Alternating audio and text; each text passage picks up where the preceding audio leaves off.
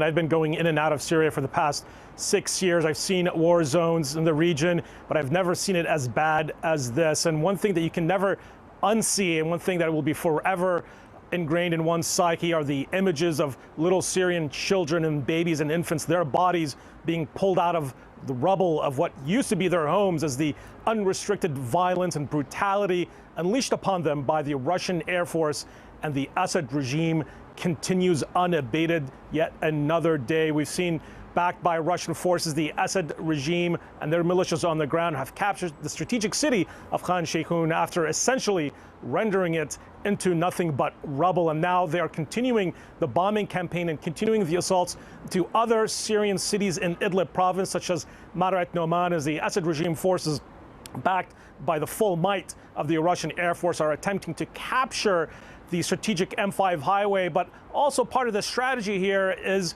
to terrorize civilians well beyond the front lines, to force them out of their homes, to depopulate centers of major towns and cities that are under opposition control. That has been a consistent theme, a consistent strategy of Bashar al-Assad. And when he's backed by the full might of the Russian Air Force and by Russian military advisors on the ground, of course, we have to remember that the Kremlin not only is strongly aligned and allied with Bashar al-Assad, but there are Russian military advisors, and the Russian military has helped refurbish and rearm the Assad regime's air force. So the humanitarian situation is as dire as we've seen. Over 600,000 civilians since April have been displaced from their homes due to this Russian-led offensive.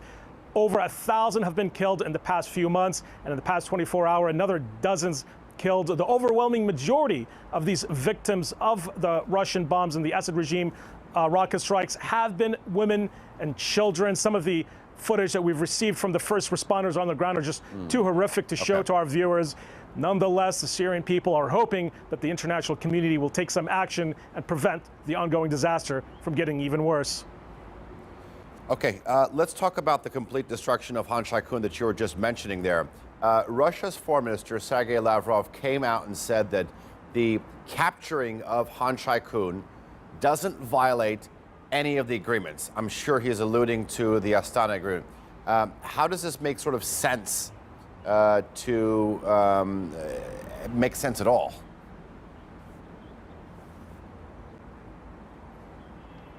Well, when we speak to Syrians, the first thing they do is they remind us that cities like Khan Sheikhoun and Marat Noman and other cities like Kafr Nabil and Idlib were essentially the first cities, one of the first cities that rose up in civil resistance against the Assad regime. And of course, the first responders and the doctors on the ground believe, are telling us, or trying to tell the world, that the bombing has essentially been unrestricted, with total impunity. Of course, bombing hospitals, bombing schools, and bombing homes of civilians is considered a war crime by international law. It's not while fighting combatants is within the bounds of the rules of warfare. But what we've seen on the ground certainly indicates that the bombing campaign of the Russians and the Assad regime has carved out a swath of destruction that has impacted mostly civilians. And the Syrians that we've spoken with